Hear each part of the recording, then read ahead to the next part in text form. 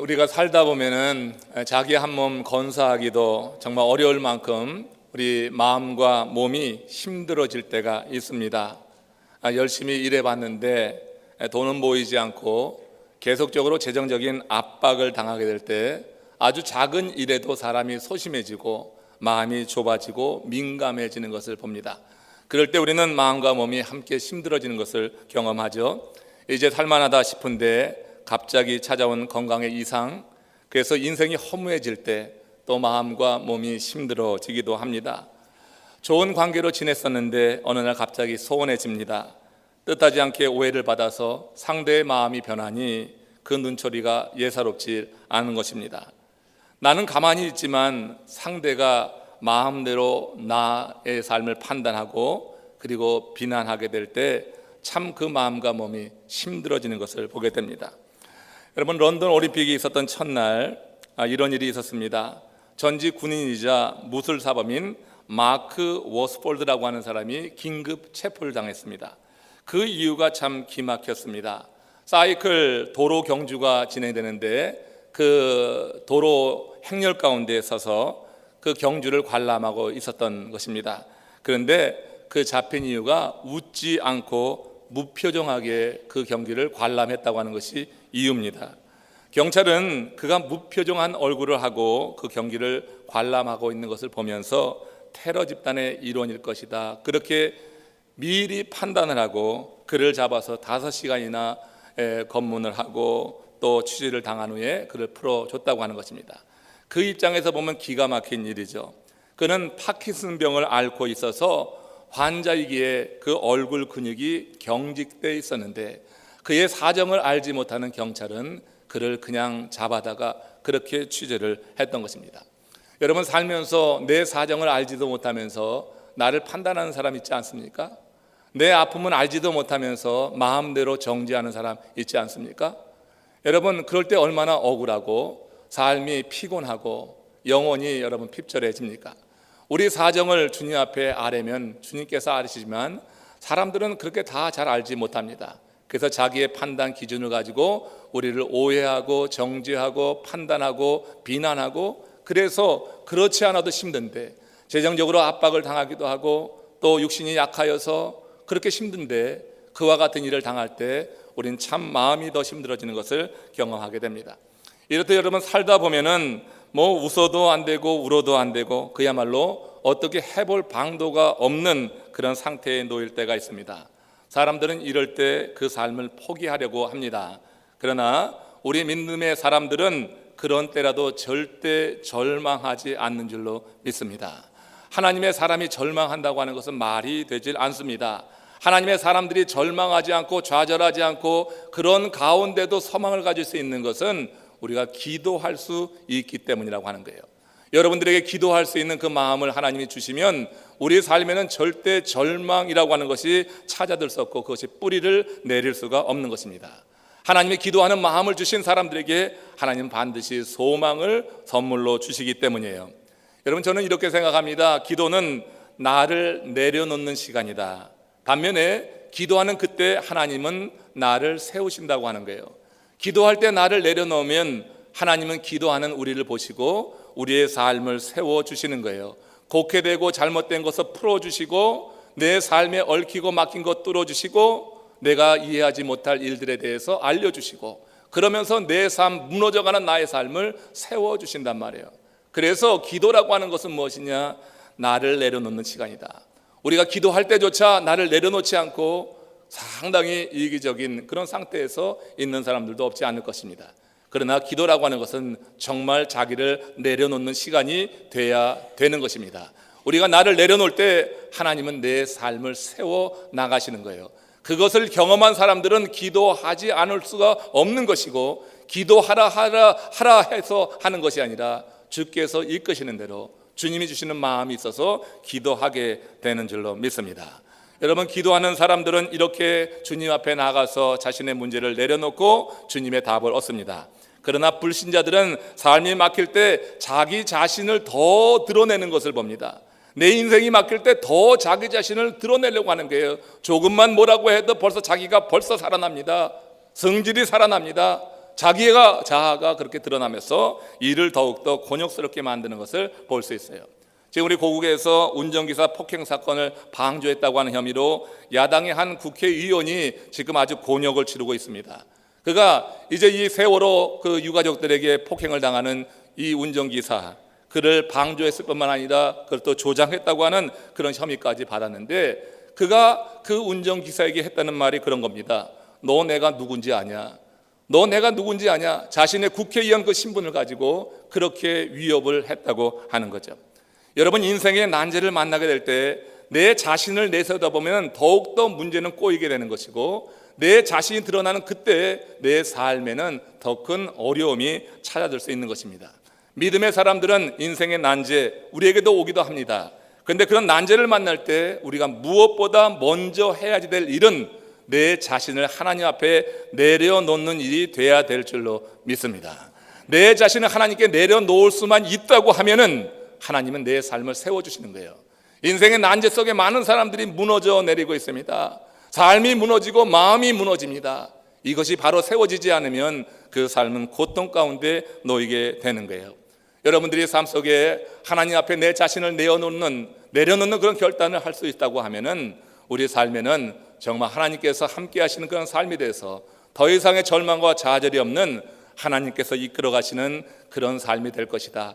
죄 아무리 두려운 일을 만나도 하나님 앞에 내려놓을 수만 있다고 하면 하나님이 나를 붙잡기 때문에 그 인생이 회복되고 그를 통하여서 하나님의 영광은 드러난다고 하는 거예요. 오늘 본문에서 이 엘리야 이야기가 바로 그런 것을 우리에게 교훈해 주고 있습니다.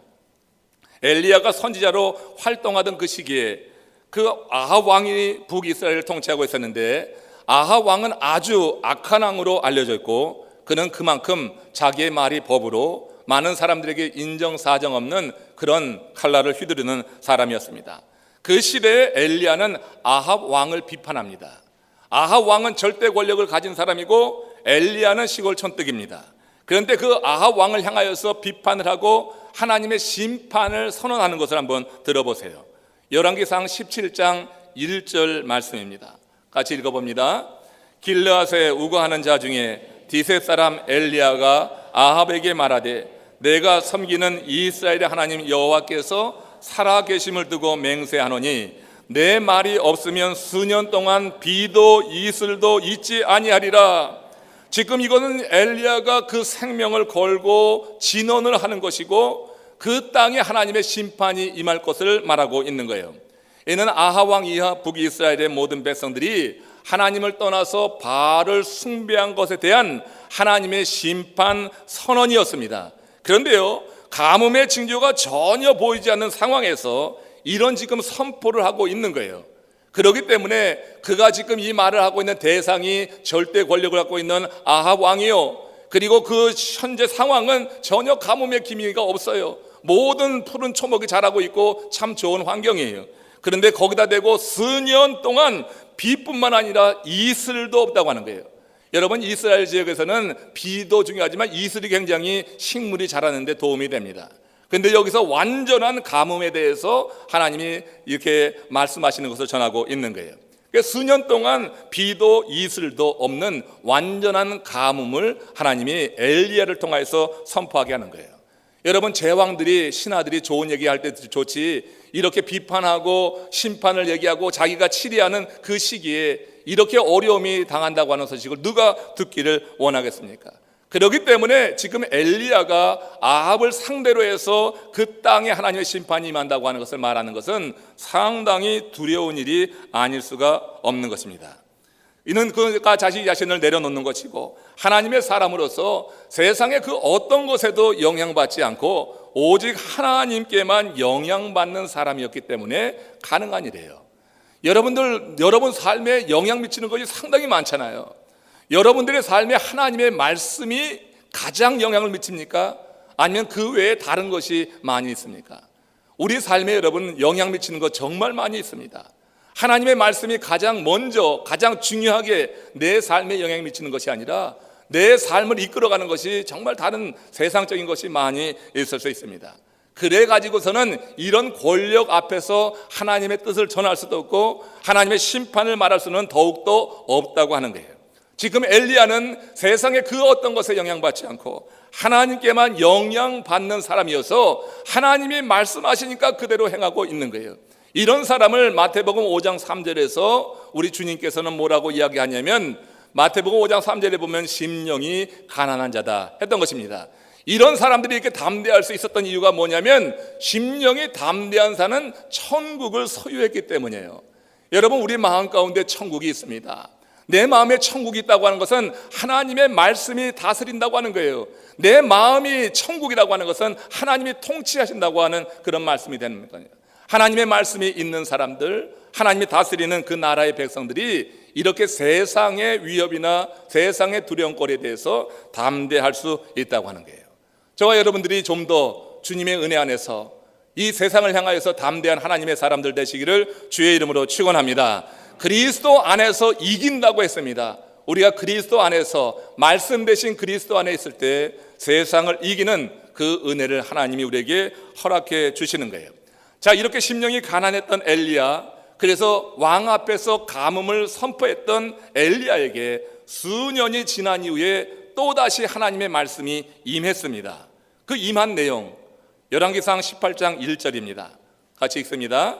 시작. 많은 날이 지나고 제3년에 여호와의 말씀이 엘리야에게 임하여 이르시되, 너는 가서 아합에게 보이라.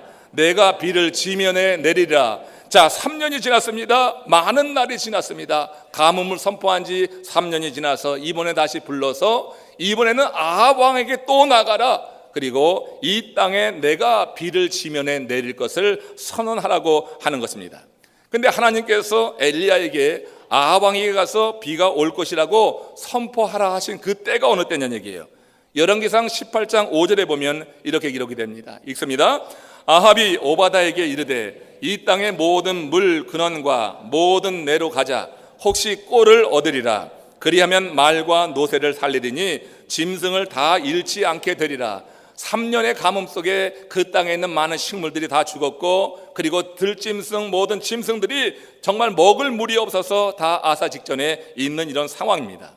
여러분, 이런 때에 비가 온다고 선포하는 것은 듣기에는 좋은 일입니다. 그렇지만 내가 선포한 그대로 되지 않을 때는 죽을 각오를 해야 되는 거예요. 그야말로 아합 왕이야 이스라엘 백성들이 아기 바칠 대로 바쳐 있는 것입니다. 먹을 물을 얻지 못해서 사람이 아주 삭막해져 가고 있는 것입니다. 이런 때 그가 선포한 대로 비가 오지 않는다고 하면 그거 여러분 죽음을 각오해야지 될 일이에요. 그렇기 때문에 인간적으로 생각하면은 가만히 있으면 될 일에 괜히 긁어 부스럼 만들 필요 있겠는가, 이런 생각이 들 수 있는 거예요. 가만히 있는다고 누가 뭐라겠는가. 그런데 엘리야는 가만히 있을 수가 없는 거예요. 세상의 모든 영향으로부터 벗어났지만 하나님께 영향받는 이 엘리야는 가만히 있을 수가 없는 것이에요. 여기서 위에서 봤듯이 하나님의 말씀이 여호와에게 임하였기 때문에, 엘리야에게 임하여서 이르시기 때문에 엘리야는 가만히 있을 수가 없는 거예요. 여러분, 주의 일을 하려고 하면은 지금 사람이 생각이 단순해야지 되는 거예요. 단순하시기를 축원합니다. 아무 생각이 없이 머리 없이 산다고 하는 것이 아니라 주의 말씀이 내게 임하면은 너무 이것저것 생각하고 판단하고 계산하고 이래서는 주의 일이 이루어질 수가 없다고 하는 것이에요. 여러분, 엘리야 같은 사람, 지식 있는 사람이고 말씀을 아는 사람이기 때문에 그도 여러분 하이클래스 지식인입니다. 그런데 하나님의 말씀이 그에게 임했을 때 이거 가만히 있으면은 괜찮은데 괜히 긁어부스럼 만드는 거 아닌가, 이런 생각이 앞섰다고 하면 도저히 가서 이 이야기를 할 수 없는 상황이었지만, 엘리야는 그야말로 세상 그 모든 것으로부터 벗어나고 하나님께만 영향받는 심령이 가난한 사람이었어요.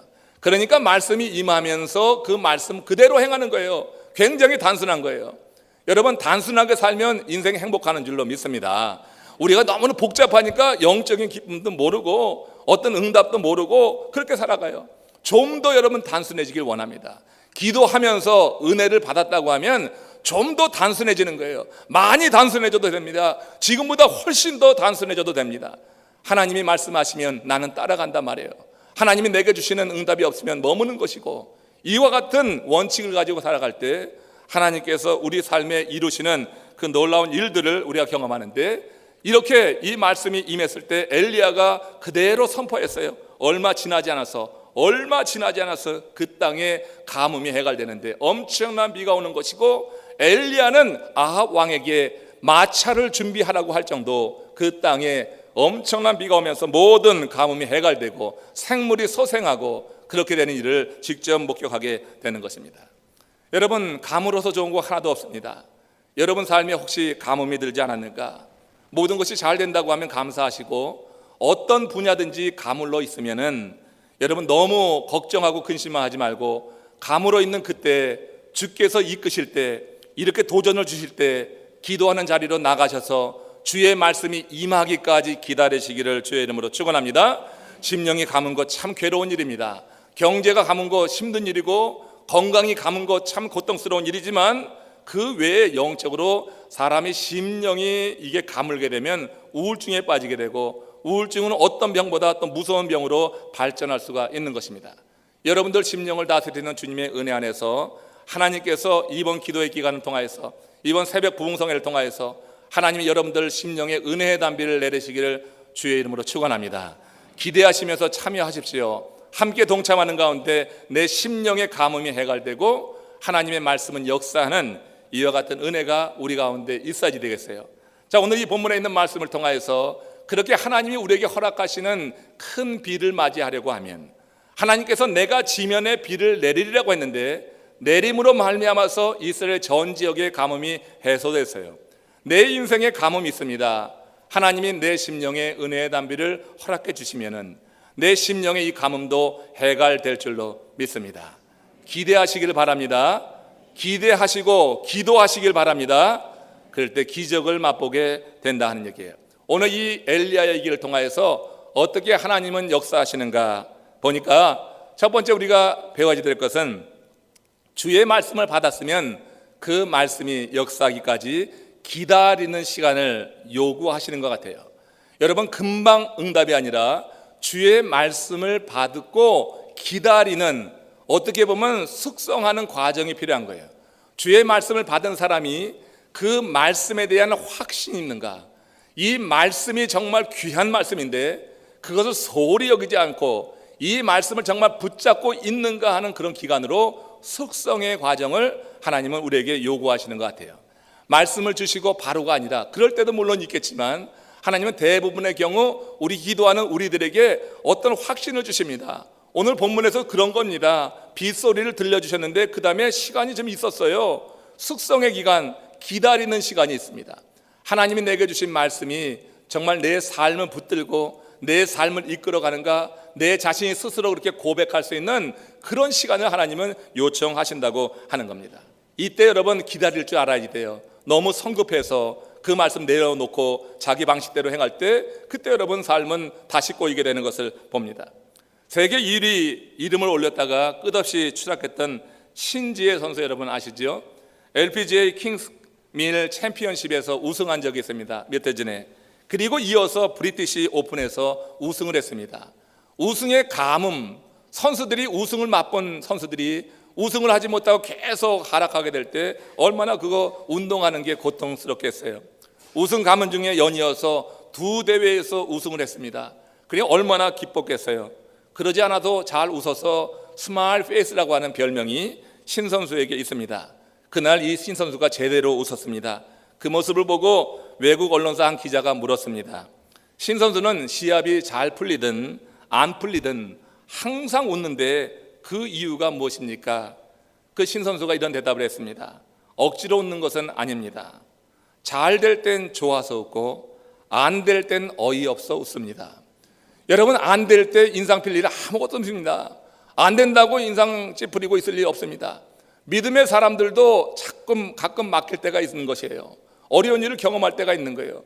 그럴 때 여러분 스스로 의지적으로 결단하십시오. 안 될 때라고 해서 인상 찌푸리고 있지 마십시오. 안 될 때는 어이없어서라도 웃으시길 바랍니다. 왜냐하면 안 될 때는 나의 실수가 있을 수 있어요. 나의 잘못이 있을 수 있고요, 준비하지 못한 그런 미흡한 면이 있을 수 있습니다. 그럴 때 어이없어서라도 웃는 그런 신지혜 선수의 이 말을 마음에 좀 새길 수 있기를 원합니다. 우리 인생사가 이런 태도로 일관한다고 하면은 그야말로 얼마나 행복한 삶이 될 것인가. 일이 잘 될 땐 좋아서 웃으시길 바랍니다. 그러면서 하나님께 영광을 돌리십시오. 이거 내가 했단 말이야. 나 이런 사람이야. 내가 누군지 알아. 이런 식으로 나가지 말고 일이 잘 될 땐 좋아하십시오. 그러나 그 좋아하는 그 기쁨을 하나님께 영광으로 돌리십시오. 그럼 하나님께서 그 좋아하는 그에게 더 크게 좋아할 일을 허락해 주실 거예요. 그 일이 잘 될 때는 이렇게 좋아하면서 하나님께 영광을 돌리는 거예요. 일이 안 될 땐 자신의 실수를 생각하면서 어이없어 웃어 보십시오. 실수라도 웃어 보십시오. 뇌는 웃는 것 그 자체에 관심하지 내 마음이 어떤 거 별로 상관하지 않아요. 우리가 여러분 마음껏 이렇게 웃어 볼 수 있다고 하면 인생의 모든 상황 속에서 하나님께서 친히 지도하시는 그런 구체적인 손길을 우리가 경험할 수 있을 것이다. 일이 막힐 때 조급해하거나 경솔해하는 것처럼 위험한 일은 없습니다. 부지런한 자는 풍부에 이르지만 조급한 자는 빈궁에 이를 따름이라고 잠언서 기자가 이야기했습니다. 막힐 때는 조급해하는 것 아닙니다. 막힐 때 자기를 내려놓는 결단이 있기를 축원합니다. 막힐 때 나 자신을 내려놓는다고 하는 것은 기도 자리로 나가는 것입니다. 내를 내려놓고 기도하면서 어디에 문제가 있는가를 살피고 하나님의 때를 기다리면서 소망 중에 기다린다면 하나님이 세우시는 때는 반드시 임하는 거예요. 우리가 나를 내려놓고 기도하는 그 순간에 하나님은 내게 어떤 은혜로 감동을 주시는 것입니다. 그러면 그 감동이 실현되기까지 기다리면서 숙성시켜 나가는 과정을 거쳐야지 됩니다. 그러면 그것이 현실로 나타나는 그때 여러분들은 내게 영광 돌리는 것이 아니라 이미 주신 말씀에 대한 실현이기 때문에 하나님께 영광을 돌리게 되는 거예요. 이거 18장 1절이 바로 그런 말씀입니다. 많은 날을 지나고 제3년에 여호와의 말씀이 엘리야에게 임하여 가라사대 너는 가서 아합에게 보이라. 내가 비를 지면에 내리리라. 그 땅에 가뭄이 임할 것을 선포한 후 많은 날을 지내는 동안에 엘리야는 어땠을까요? 그 땅에 가뭄을 선포했어요. 아합 왕 앞에 서가지고 가뭄이 있을 것이다 하나님의 심판을 선포했어요. 그러면 엘리야의 마음이 어땠을까? 내가 선포한 대로 진짜 가뭄이 임했어. 3년 동안이나 가뭄이 진행이 돼요. 3년 동안에 식물은 죽고 동물은 물이 없어서 아사하고 사람들은 너무 고통스러워하고 이 3년 동안 자신이 말한 그대로 가뭄이 임했다고 즐거워할 것이냐 말이에요. 내가 말한 대로 됐지, 내가 말하지 않았어, 그렇게 말하면서 자신이 행한 그 일에 대해서 자랑하고 있겠느냐 말이에요. 그 땅에 식물들이 죽어가는데, 그 땅에 동물들이 고통을 당하고 같은 동족이 어려움을 당하는데 내가 선포한 대로 그대로 됐다고 해서 즐거워한다고 하면 그는 하나님의 사람이 아닌 것이죠. 그래서 그 땅에 가뭄이 위해서 한 해가 가고 두 해가 가고 세 해가 가면서 많은 사람들뿐만 아니라 동식물까지 어려움을 당하게 됐을 때 엘리야의 마음에도 너무너무 고통스러운 그와 같은 마음이 되었을 것이다, 이런 생각을 해보게 됩니다. 그러나 엘리야는 자책감에만 빠지지 않았어요. 시간을 허비하지 않았습니다. 그리고 하나님께서 회복시켜 줄 것에 대한 마음의 확신이 있었어요. 그래서 3년을 하루같이 숙성되는 과정으로 엮였단 말이에요.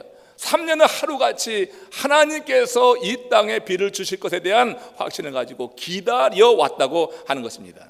그렇기 때문에 그 누구도 듣지 못했던 큰 비의 소리를 엘리야는 들을 수가 있었다고 하는 거예요.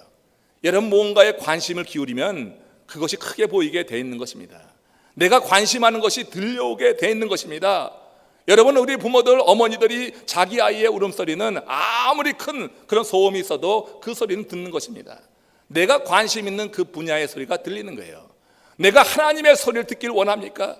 하나님이 내게 허락하시는 그 응답의 소리를 듣길 원하십니까? 여러분, 그 말씀에 대한 확신을 가지고 기다려보는 거예요. 엘리야는 3년 기다렸어요. 여러분은 얼마나 기다렸어요? 하루 기다리고 이틀 기다리고 응답 없다고 포기하지 않습니까? 엘리야는 3년 동안 단 한 번도 하나님께서 이 땅에 비를 안 주시고 계속 가물게 하셔서 모든 동식물들을 죽여버릴 것이다, 이런 생각하지 않았어요. 하나님께서 이 땅에 다시 비를 주실 것이다, 그런 믿음이 있어서 3년을 하루같이 기다려왔다고 하는 거예요. 그 기다림 속에서 엘리야는 그 비의 소리를 듣고 하나님이 주시는 말씀도 들었어요. 내가 비를 지면에 내릴 것이다. 여러분, 기적을 맛보는 것, 하나님의 역사를 맛보는 그 첫 번째 단계는 우리가 기도하면서 하나님이 주신 말씀에 대한 감동, 내 나름대로 응답이라고 하는 것을 붙잡고 기다릴 줄 알아야 됩니다. 기다리는 사람에게 하나님은 반드시 기다리는 그것이 현실로 올 수 있도록 그렇게 역사하시는 줄로 믿습니다. 이번 40일 기도 가운데 이 부흥성에 여러분들이 그 포인트를 놓치지 마세요. 하나님은 어떤 순서에 어떤 시간에 내게 그런 감동을 줄지 몰라요. 이걸 붙잡고 나가는 것이 지혜 있는 믿음의 사람들의 모습이라 하는 거예요. 자, 이렇게 기다렸던 이 엘리야입니다. 그 엘리야가 이 하나님의 말씀이 임한 그 순간에 두 가지 일을 행하십니다. 큰 비를 내가 지면에 내릴 것이다 말씀이 임했을 때 두 가지 아주 자신감을 가지고 한 일이 뭐냐면 열왕기상 18장 40절입니다. 여러분 잘 아시는 내용이에요. 오늘 보면 바로 앞절에 있는 거예요. 같이 읽습니다. 엘리야가 저희에게 이르되 바알의 선지자를 잡되 하나도 도망하지 못하게 하라 하며 곧 잡은지라. 엘리야가 저희를 기손 시내로 데려다가 거기서 죽이니라. 엘리야가 주께서 큰 비를 주신다는 이 소리를 들은 다음에 확신을 가했어요. 이제 말씀을 들은 거예요. 그전엔 감동이 있었고 이제 말씀으로 임했어요. 그리고 나서 자신감이 생겼어요. 그래서 한 첫 번째 일이 그 땅에 바알 아세라 선지자들을 다 모아서 때 죽음을 당하게 하는 거예요. 큰 승리를 거뒀죠. 갈멜산에서 승리 아시잖아요. 불이 내려서 엘리야가 쌓아놓은 그 제단의 모든 재물을 물까지 다 핥아가지고 사르는 그와 같은 기적을 맛봤어요. 그런 이후에 850인의 바알과 아세라 선지자들을 한쪽 기손 시내로 데려다가 거기서 다 죽였습니다. 그래서 악을 물리쳤다고 하는 것이죠. 이 엘리야가 또 다른 한 가지가 뭐냐면은 41절에서 아합 왕에게 이렇게 말하라고 하는 선언을 한 거예요. 그게 뭐냐면 큰 비의 소리가 있나이다 하는 그 말을 아합 왕에게 하라고 하는 거예요. 그러니까 하나님의 말씀을 받은 이후에 먼저 그 이방 선지자들을 다 이렇게 살해하고 그리고서 아합 왕에게는 비가 올 것이라고 하는 것을 단언해서 선포했던 것입니다. 엘리야가 어떻게 마른 하늘에서 큰 비의 소리를 들을 수 있는가? 지금 선포했지만 그 땅은 아주 말라요. 아주 화창해요. 떼약볕이 내리고 있어요. 그런데 엘리야는 큰 비의 소리가 있다고 하는 것을 왕에게 전하라고 하는 거예요. 헛소리가 되면 죽을 수 있는데 그런데 자기의 그 사환을 통하여서 그 말을 전하라고 하는 것입니다. 남들보다 청력이 좋아서 그 소리를 들을 수 있었을까? 이건 절대 아닌 것이죠. 비를 구하되 절박하게 구하던 엘리야는 남이 듣지 못하는 큰 비의 소리를 믿음으로 들었다고 하는 거예요. 여러분 이 말이 이해되십니까? 믿음으로 여러분 큰 비의 소리를 듣는다고 하는 것이 이해가 되셔요? 여러분 절박하게 기도할 때 하나님께서 남이 듣지 못하는 그 소리를 하나님께서 우리의 귀를 열어서 듣게 해주시는 그런 신비한 경험도 허락하실 줄로 기대하시고 구하시기를 축원합니다. 남이 다 듣지 못해도요 내게 들려올 수 있는 겁니다. 남이 보지 못해도 내가 볼 수 있는 것입니다. 절박한 마음에 하나님께서 응답을 하시는 거예요. 이렇게 기다리는 과정 속에서 이 엘리야가 이 두 가지 일을 하겠고 그 다음에 보세요. 여러분 하나님의 약속을 받았으면 가만히 기다리고 있으면 되지 않을까? 우리 그런 생각을 합니다. 이미 약속을 받았으니까 가만히 있으면 되지 않을까? 그런데 그게 아니에요. 약속을 받은 사람도 기도해야지 됩니다. 자, 기도를 통해서 약속을 받았어요. 그러나 현재 그 약속이 이루어진 건 아니에요. 큰 비의 소리가 있다고 하는 것만 알았지 비를 내릴 것이라고 하는 말씀만 받았지 실제로 그 땅에 비가 내린 건 아니에요. 기도를 통해서 그만큼 받았어요. 그러나 그 약속을 받은 이후에 우리가 할 일은 또 기도하는 거예요. 여러분 보세요. 에스겔서 36장 37절 38절 말씀입니다. 같이 읽습니다. 나 주 여호와가 말하노라. 그래도 이스라엘 족속이 이와 같이 자기들에게 이루어 주기를 내게 구하여야 할지라. 그리한즉 그들이 나를 여호와인 줄 알리라. 하나님께서 바벨론의 포로로 가 있는 이스라엘 백성들을 구원해 주시겠다. 에스겔 선지자에게 약속해 주신 거예요. 그러니까 에스겔이 기도할 때 하나님은 에스겔 선지자에게 이런 응답을 주셨어요. 내가 구원해 줄게. 그들을 내가 다시 회복시켜 줄게. 말씀이 임했어요. 그런데 그 에스겔에게 하나님이 하신 말씀이 이 말씀이에요. 약속을 주신 이후에 나 주 여호와가 말하노라. 그래도예요. 그래도 이스라엘 족속이 이와 같이 자기들에게 이루어 주시기를 내게 구하여야 할지니라.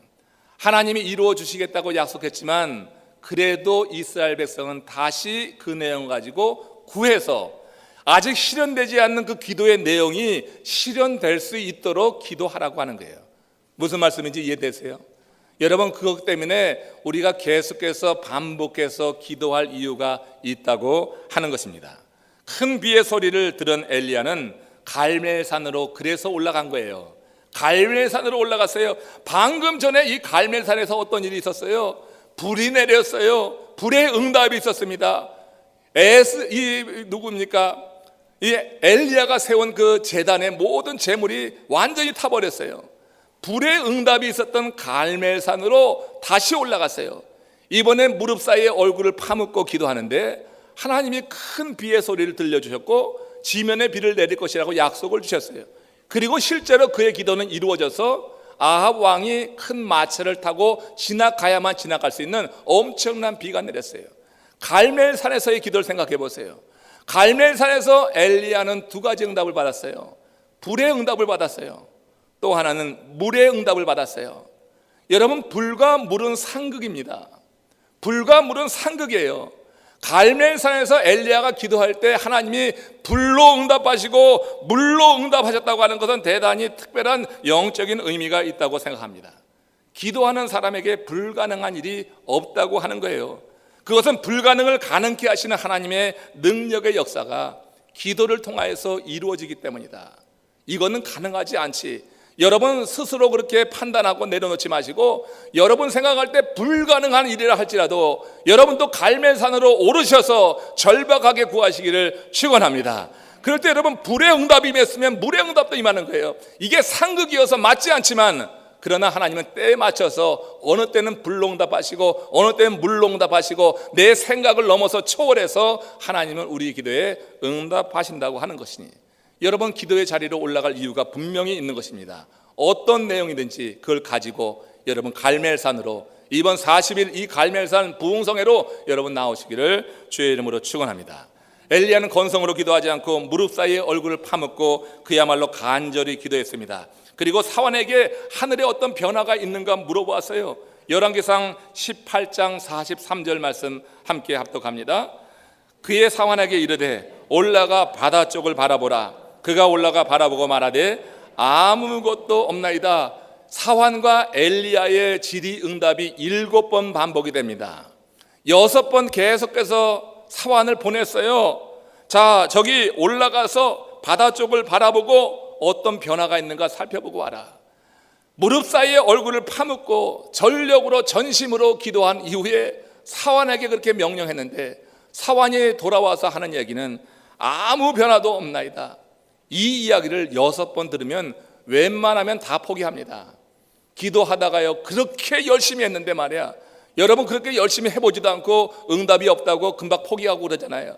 근데 엘리야는 정말 전력을 다해서 기도한 거예요. 무릎 사이에 얼굴을 파묻고 자기의 생명을 걸듯이 기도했어요. 그런데 아무런 변화도 없나이다. 이걸 6번이나 들었으니 얼마나 여러분 좌절되겠어요. 그러나 여러분 엘리야는 하나님의 사람입니다. 심령이 가난한 사람입니다. 하나님의 약속을 믿는 사람입니다. 하나님의 약속을 믿는 사람은 중도에 포기하지 않는 거예요. 하나님의 약속을 믿지 않고 자기의 경험을 믿기 때문에 이건 안 될 일이라 포기해버리는 거죠. 기도할 때는 절대 자기의 경험이 아니라 하나님의 약속만을 붙잡아야 될 줄로 믿습니다. 큰 비의 소리를 들려주셨고 이 지면에 내가 비를 내릴 것이라고 한 하나님의 약속이 엘리야에게 임했단 말이에요. 그러니까 기도하고 나서 아무런 변화가 없나이다 6번을 들어도 엘리야는 포기하지 않았어요. 계속해서 하는 거예요. 7번째 보냈을 때 그 사환이 돌아와서 저 멀리 하늘에 손바닥만한 구름이 보이나이다. 사환의 마음에 그 구름이 큰 비를 동반한 구름이라고 믿음이 있었겠어요? 사환에게는 아무런 믿음이 없는 거예요. 사환은 그냥 있는 그대로 알려준 것뿐이에요. 손바닥만한 구름에 무슨 그렇게 큰 비를 기대하겠어요? 요즘 너무나 비가 많더라고. 우리 플로리다 지역에 너무너무 비가 많더라고. 왜 이렇게 비가 많은 거예요? 항상 이랬어요. 정말 많은 비가 임하는데 비 올 때 보면 시꺼먼 먹구름이 지나갈 때 있지 뭐 여러분 이 손바닥만한 구름에서 어떤 비를 누가 기대하겠어요?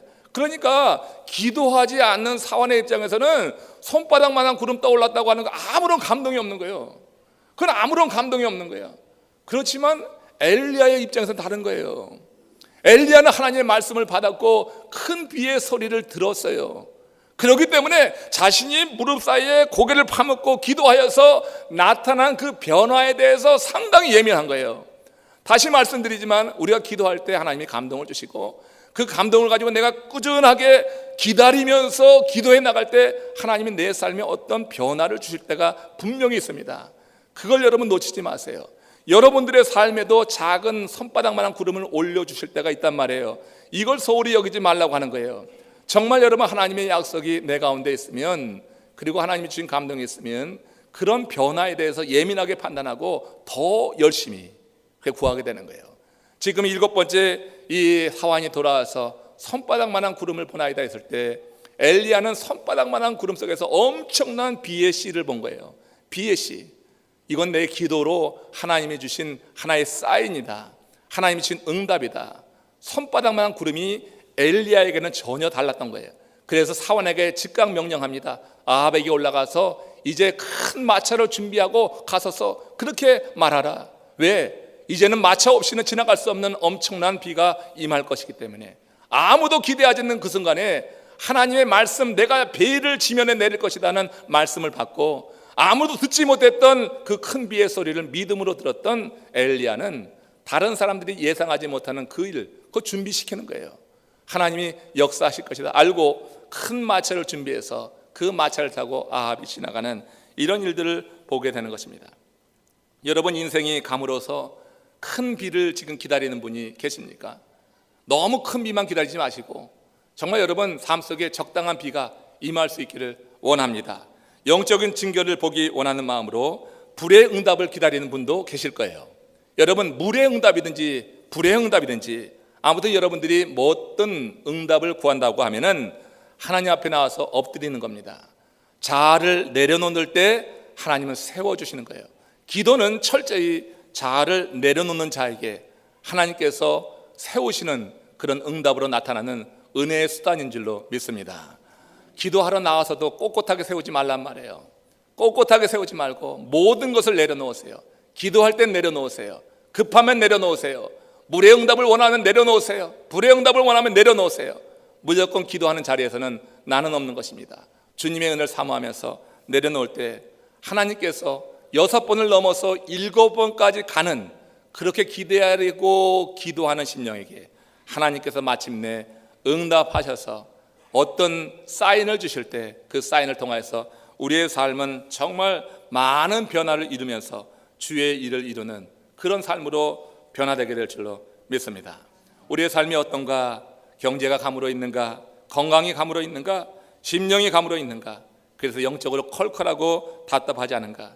그래서 큰 비에 내리기를 기대하고 있다고 하면, 그 소원이 정말 간절하다면 우리도 엘리야처럼 하면 됩니다.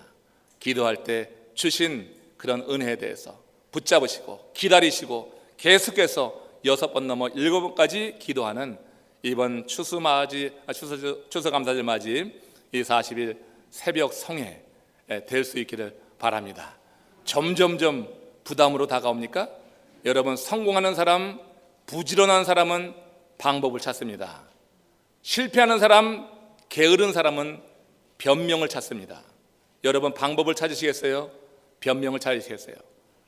오늘 예배 괜히 나왔다 싶은 분 계십니까? 마음에 주신 도전이 있으면 한번 시행해 보십시오. 최소한 일주일에 한 번이라도, 한 번도 해보지 않았다고 하면 한 번이라도 내가 해봐야지 하는 그런 마음 지금 일으켜 주셨다고 하면 그게 여러분들이 붙잡아야 될 거예요. 그걸 소멸시키지 마시고 그걸 붙잡고 나가셔서 기다리면서 기도하여서 하나님이 역사하시는 놀라운 일들 우리 모두 다 함께 경험하시기를 주의 이름으로 축원합니다.